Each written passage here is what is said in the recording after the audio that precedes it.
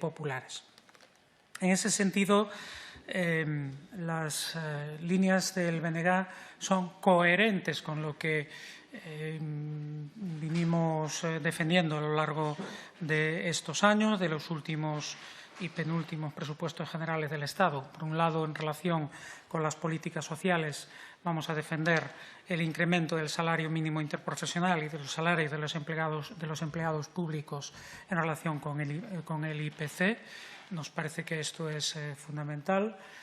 Nosotros no vamos a caer en ese tipo de demagogia de enfrentar empleados públicos con trabajadores y trabajadoras de las empresas privadas, porque además sabemos que eso es una falacia en la medida en que está suficientemente constatado que la evolución de los salarios de los empleados públicos acaba marcando también las dinámicas de negociación en el ámbito privado, de forma que nosotros creemos que es importante que ningún trabajador o trabajadora pierda poder adquisitivo.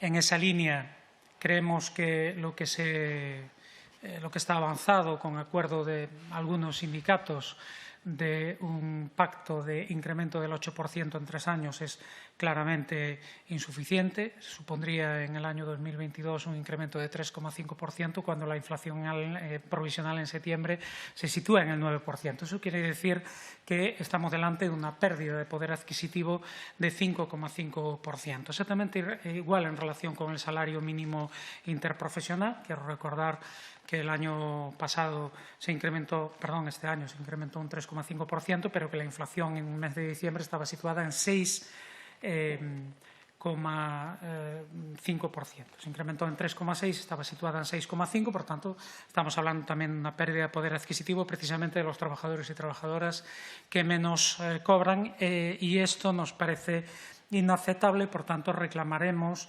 un incremento acorde con la inflación. Exactamente igual en relación con las pensiones. Estamos hablando ya de una pérdida de poder adquisitivo de los pensionistas de alrededor del 4%, pero también de ese viejo compromiso que se olvida una y otra vez en los presupuestos generales del Estado por parte de los partidos que gobiernan, de mayor incremento de las pensiones mínimas para reducir la brecha de género. Es conocido que las mujeres tienen pensiones medias más bajas que los hombres, y la brecha territorial. También es sabido que Galicia tiene de las pensiones más bajas del Estado español y la provincia de Ourense, lamentablemente, las más bajas de todo el Estado español, que se sitúan aproximadamente en el 60% de la más alta.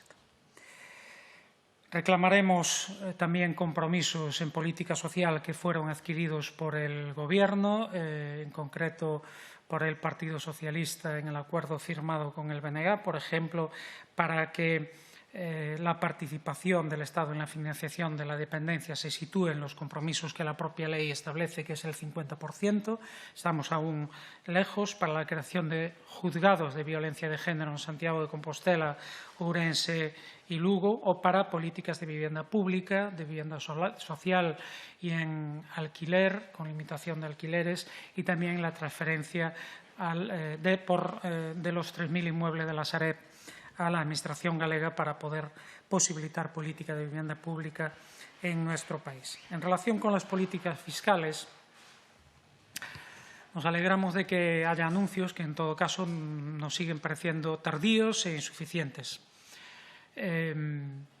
Tardíos porque hay que recordar que el Bloque Nacionalista Galego y otras fuerzas políticas llevamos tiempo reclamando una política fiscal más justa y redistributiva en clave precisamente de beneficiar a las clases populares, a los trabajadores y trabajadoras, a los sectores sociales mayoritarios de la sociedad, en clave de izquierda, como se quiera decir, que significa bajar impuestos a las clases populares y subirlo a quien más tiene, ¿no? En esa línea reclamábamos impuestos a las eléctricas, a las energéticas, a la banca y a las grandes fortunas.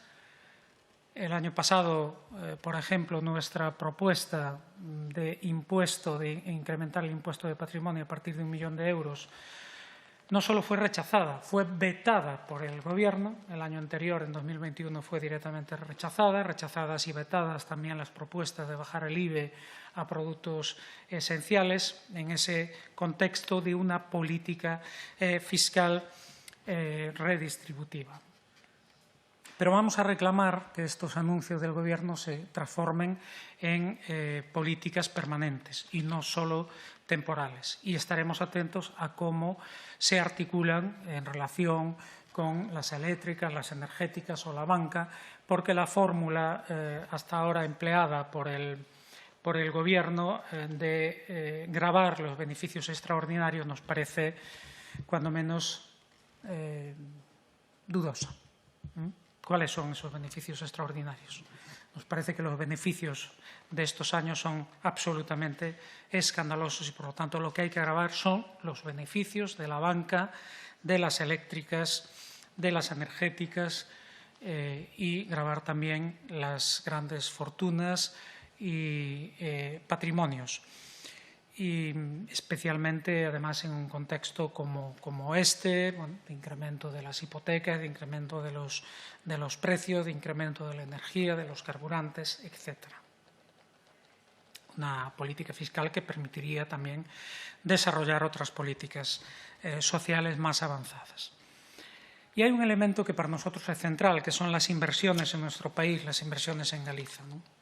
Y que será sin duda determinante para la posición final del BNG en estos presupuestos. Como digo, estamos abiertos a hablar, a dialogar, a negociar, pero también mantendremos, como hicimos en años anteriores, una posición de firmeza. Quiero recordar que en 2021 votamos en contra de los presupuestos y este fue un motivo fundamental. Nuestro país salía perdiendo en inversiones porque bajaba en relación con las últimas del PP de 2018, cuando todas las comunidades autónomas subían, la mayoría por encima del 50% de incremento de inversión, y nos abstuvimos en 2022 por la misma razón, aunque con una ligera mejora de las inversiones. Pero es que además nos enfrentamos a una situación que no es desconocida, que es que el Gobierno presupuesta pero no ejecuta. En el caso de 2022 no tenemos aún datos, no finalizó el ejercicio, aunque sabemos que el grado de ejecución en algunas obras presupuestadas es muy bajo, esto es evidente. Estamos hablando, por ejemplo, de infraestructuras viarias como la 54 entre Santiago de Compostela y Lugo, pero en el año 2021, que sí conocemos, el grado de ejecución de los presupuestos de inversión en Galicia fue del 67%. Eso quiere decir que 1 de cada 3 euros no fueron ejecutados. 1 de cada 3 euros, cuando además sabemos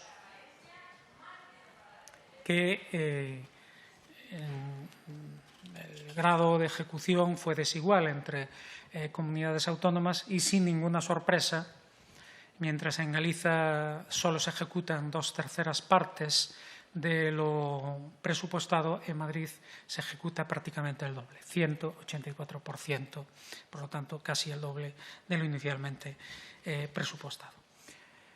¿En qué vamos a centrar nuestras reclamaciones de inversión en nuestro país? Pues, como siempre, en infraestructuras ferroviarias, por una parte, porque se trata de recuperar el atraso histórico en esta materia. Infraestructuras ferroviarias, porque además sabemos que apostar por una transición justa en el ámbito del transporte significa apostar por un modo de movilidad eficaz, eficiente y sostenible como es el ferrocarril. Y en ese sentido nos hacemos eco, como vinimos reclamando ya en los últimos años, de lo que estos días es un sentir mayoritario en la sociedad galega, que está suscitando además un grado de consenso poco habitual en nuestro país, como es prioridad a la conexión ferroviaria entre Galicia y Portugal, lo que significa avanzar en la salida sur de Vigo hasta la Eurocidade Valença-Tui, es decir, hasta conectar con la red portuguesa. ¿Por qué? Porque además el Gobierno portugués claramente prioriza el eixo atlántico, La semana pasada el primer ministro Antonio Costa anunció no solo que esta era su prioridad, sino que en el 2026 se iniciarían las obras de conexión entre Lisboa, Porto y Vigo, y que esas obras estarían finalizadas en el año 2028. Por lo tanto, falta el compromiso del Estado español, del Gobierno español, para una conexión ferroviaria que para Galiza es fundamental.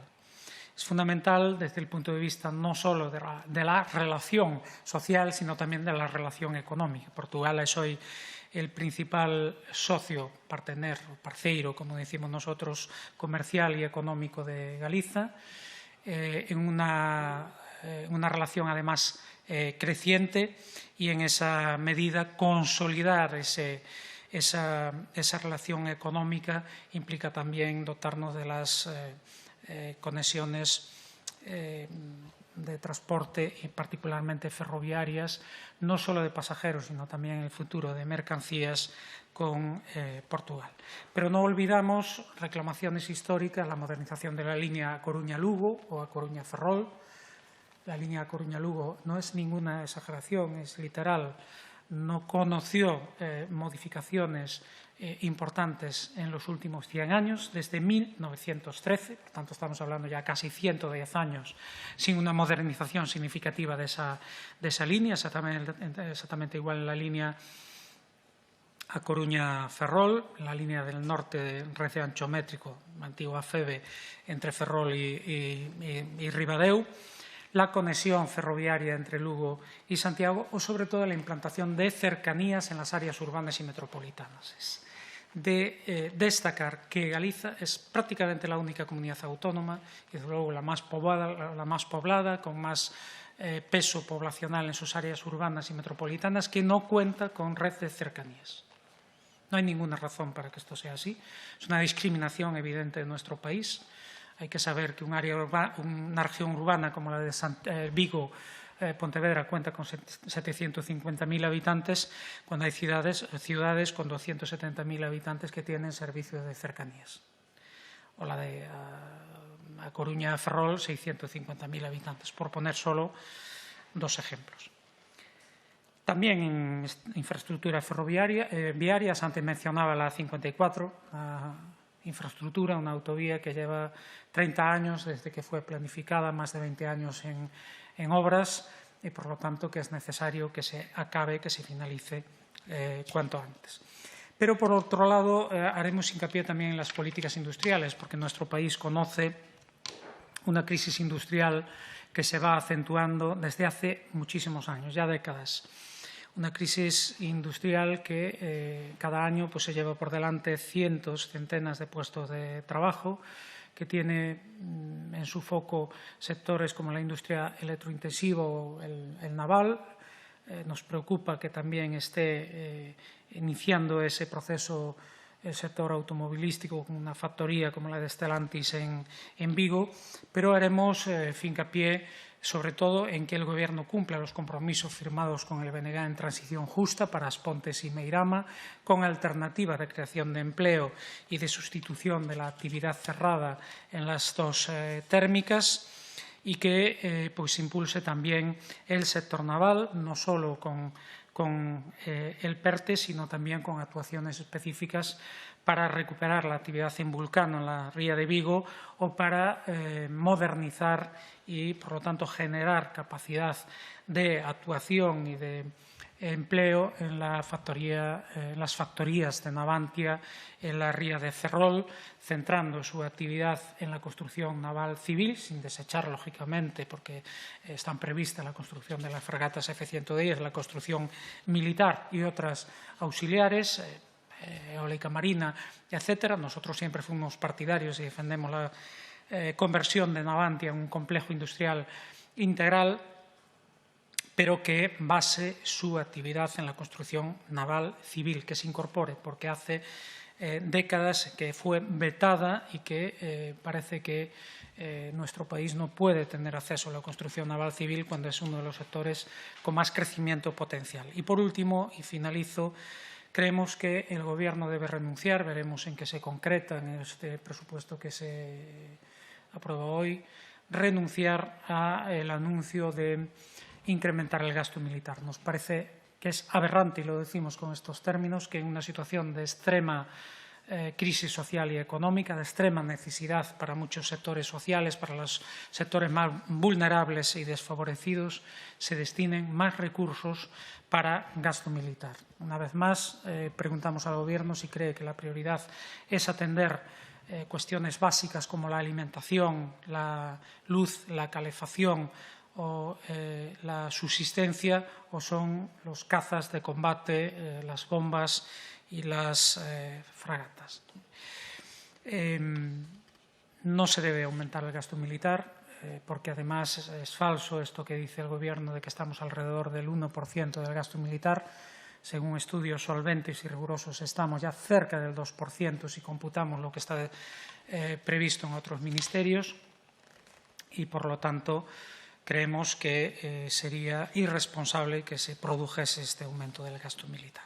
Y muy brevemente, porque creo que me voy de tiempo, simplemente para recordar que mañana el Bloque Nacionalista Galego interpelará al ministro de Agricultura y Pesca sobre una decisión reciente de la Unión Europea gravemente lesiva para los intereses de nuestro país, de Galiza, para la flota pesquera del Estado español, pero sobre todo para la flota pesquera gallega, que es la más afectada, además de ser la principal flota pesquera del Estado español, como es la decisión de prohibir la pesca con artes de fondo en 87 caladeros del Atlántico.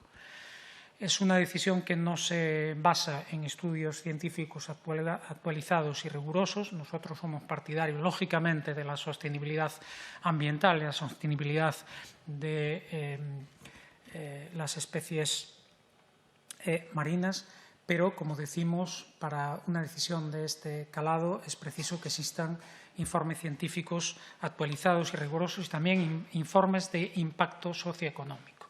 El segmento de flota gallega que se puede ver afectada puede perder el 75% de su capacidad pesquera, de sus capturas, y esto significaría que se vería abocado a cesar la actividad, al desguace y a la pérdida de cientos de puestos de trabajo en toda la costa gallega. Nos parece que no se puede adoptar una decisión de este calibre sin esos informes, y creemos, por lo tanto, y vamos a reclamar al ministro que tenga una actitud del Gobierno español más clara, más contundente de rechazo, no solo presentando un recurso, sino también con presión política para que en el mes de noviembre sea revisada esta decisión, que entrará en vigor el próximo día 9 y que, si no lo remediamos, pues será desastrosa para nuestro país. Yo quiero, además, expresar aquí el apoyo a las movilizaciones que este próximo sábado están previstas ya que se inicien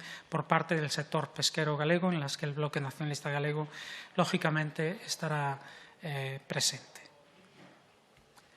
No sé si hay alguna pregunta.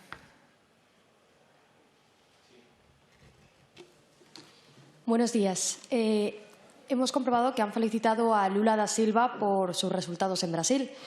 ¿Por qué apoyan a un presidente que ha estado en prisión y condenado, además, por corrupción?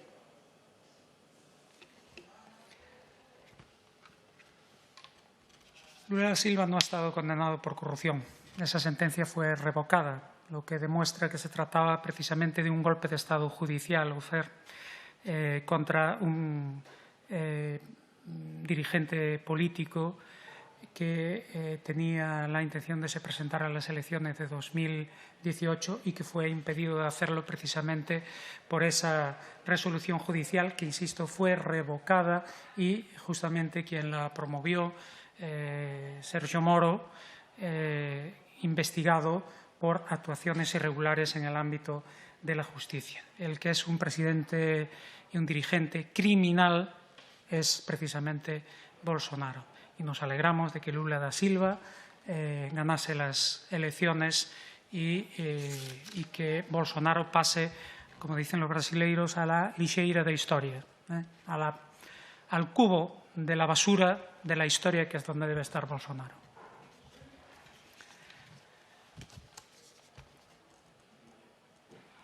Obrigado.